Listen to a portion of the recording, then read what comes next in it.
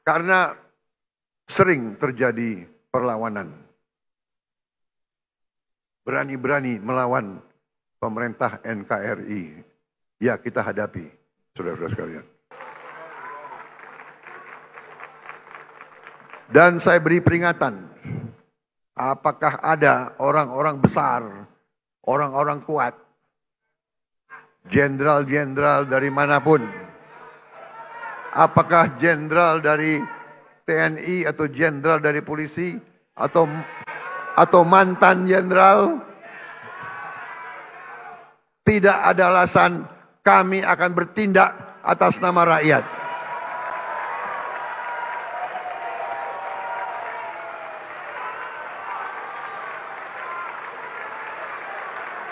Assalamualaikum warahmatullahi wabarakatuh. Apa kabarnya teman-teman? Balik lagi di channel Kajian Online.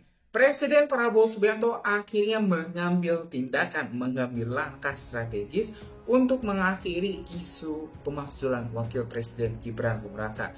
Dalam penyampaiannya di sidang MPR DPR, teman-teman, Pak Prabowo tidak malu-malu lagi, tidak segan-segan lagi, teman-teman, untuk mengikat siapa saja yang berani mengganggu pemerintahan. Baik itu jenderal, mantan jenderal, pejabat sendiri, bakal disikat. Informasi ini kita dapat dari merdeka.com di video yang berjudul Pidato Menggelegar Prabowo Berani Sikat Jenderal Bikin Satu Ruangan Berdiri.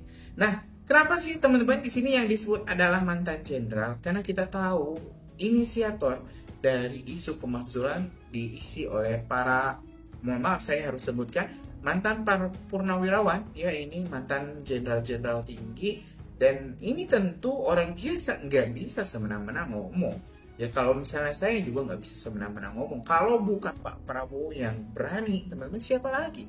Karena itu Pak Jokowi, Mas Gibran juga mungkin tidak bisa, ya mungkin saya sebut ya, Mas Gibran yang membiarkan hal ini, karena ya kalau misalnya dilawan itu malah membuat isu ini makin besar, dan itu yang memang diinginkan oleh para kompoton ini kaum pembenci ya. Dan di sini Pak Prabowo, teman-teman, tanpa ya ABCD langsung menyebut, saya bakal sikat siapapun itu, mau mantan jenderal, mau jenderal sekalipun, bintang 2, 3, 4, kalau mengganggu pemerintahan saya bakal sikat. Nah, ini kan menarik. Mending kita kaji langsung, kita tonton langsung bagaimana sih pernyataan Pak Prabowo yang sangat menggelegar hingga membuat seisi ruangan MPR DPR ini berdiri merinding dengan pernyataan Pak Prabowo. Kita simak video selanjutnya. Saudara-saudara sekalian, kami bekerja untuk menegakkan hukum dan keadilan. Salah satu yang penting adalah dalam menegakkan hukum dan keadilan, gaji hakim harus dalam keadaan baik. Kami telah naikkan untuk beberapa hakim sampai dengan 280% peningkatannya. Kami juga tidak segan-segan membongkar kasus-kasus korupsi besar. Bersama TNI dan Polri kami pastikan bumi dan air dan kekayaan alam yang terkandung di dalamnya dikuasai oleh negara dan dipergunakan untuk sebesar-besar kemakmuran rakyat. Saudara-saudara sekalian,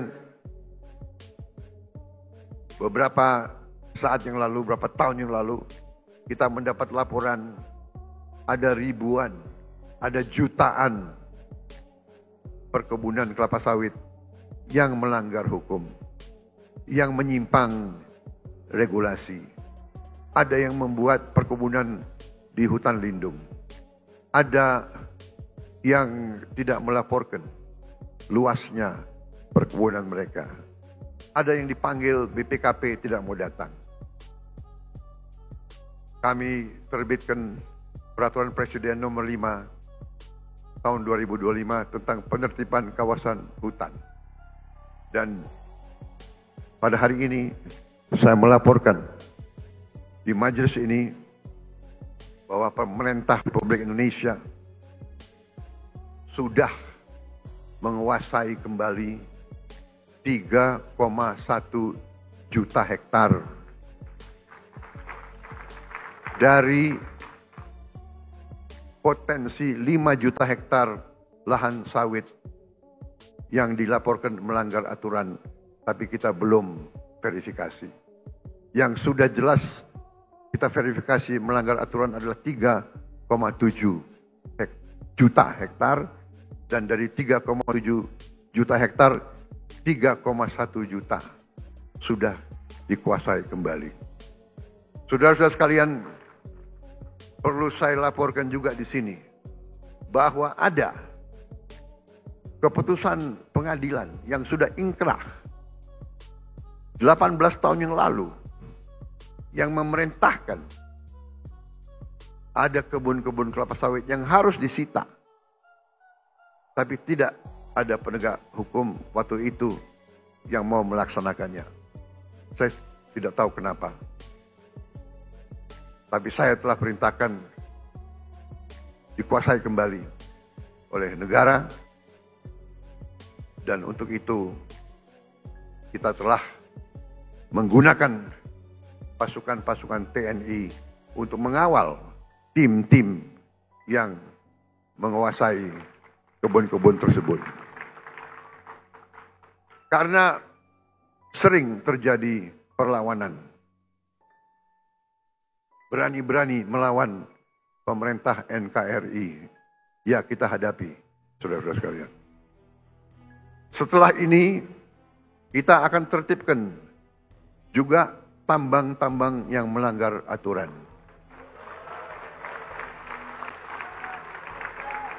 Saya telah diberi laporan oleh aparat-aparat bahwa terdapat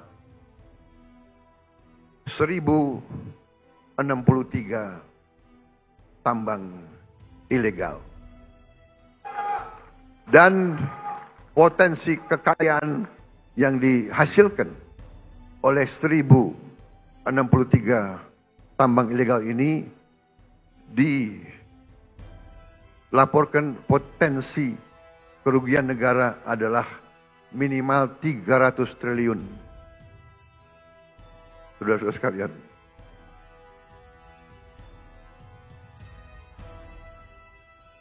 saya minta dukungan seluruh MPR.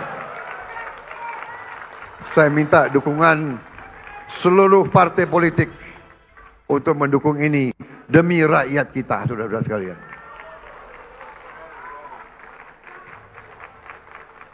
Dan saya beri peringatan, apakah ada orang-orang besar, orang-orang kuat, jenderal-jenderal dari manapun, apakah jenderal dari TNI atau jenderal dari polisi atau mantan jenderal, tidak ada alasan kami akan bertindak atas nama rakyat.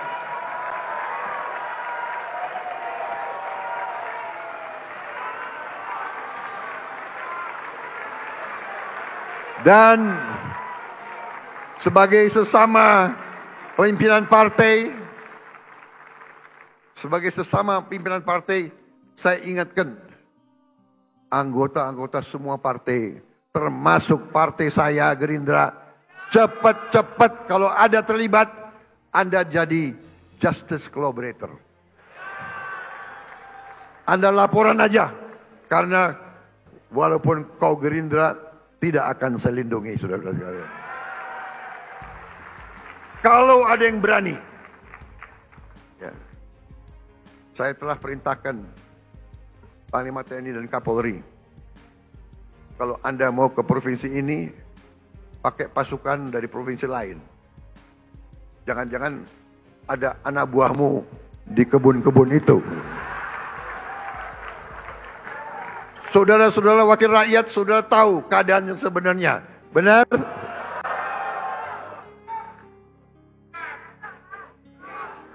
Saya sudah lama jadi orang Indonesia. Segala ulah, apalagi saya ini senior mantan tentara. Jadi junior-junior itu jangan macam-macam ya. Aku tahu. Kalau rakyat yang nambang, ya sudah kita bikin koperasi. kita legalkan, kita atur, kita legalkan, ya. Tapi jangan alasan rakyat tahu-tahu nyelundup ratusan triliun nyelundup. Saudara-saudara sekalian, harus hitung waktu ini. Dengan kondisi geopolitik yang semakin tidak menentu, Indonesia harus punya pertahanan yang kuat untuk menjaga kekayaan kita. Untuk itu tahun ini kita bentuk 6 komando daerah militer baru, 14 komando daerah angkatan laut, 3 komando daerah angkatan udara, 1 komando operasi udara, 6 grup komando pasukan khusus, 20 brigade teritorial pembangunan, 1 brigade infanteri marinir, 1 resimen korps pasukan gerak cepat, 100 batalion teritorial pembangunan, 5 batalion infanteri marinir dan 5 batalion komando korps pasukan gerak cepat.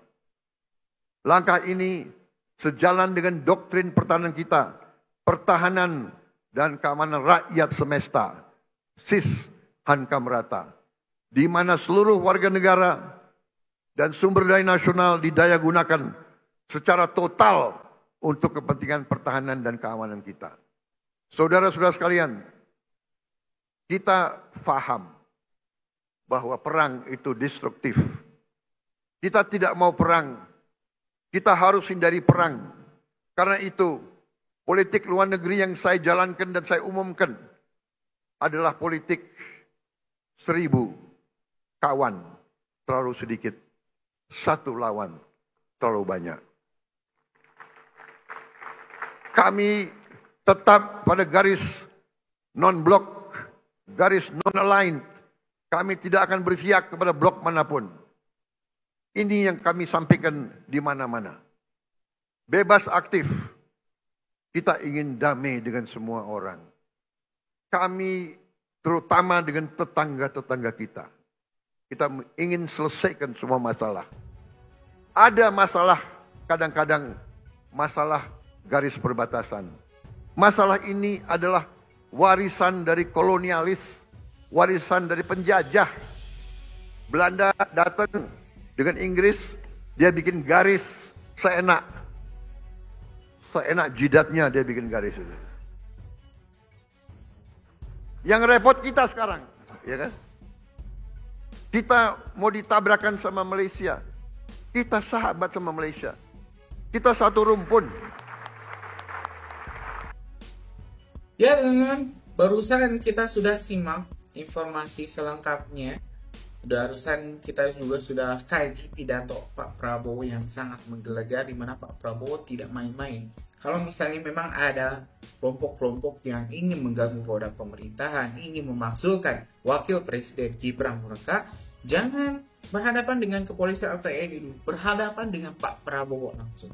Ini tentu menjadi sebuah kegembiraan bagi kita semua, karena Pak Prabowo rupanya tidak meninggalkan sekutu-sekutunya, tidak meninggalkan aliansi atau ya koalisinya yang sudah susah payah dibangun. Apalagi kita tahu tanpa Pak Jokowi, tanpa Pak Mas Gibran, saya yakin Pak Prabowo mungkin tidak akan menang Pilpres 2024. Dan itu sudah menjadi sebuah fakta, sudah menjadi sebuah kenyataan yang tidak bisa diganggu. Mungkin itu informasi kita hari ini. Terima kasih teman-teman. Tulis pendapat kalian di kolom komentar, kita bakal diskusikan. Assalamualaikum warahmatullahi wabarakatuh.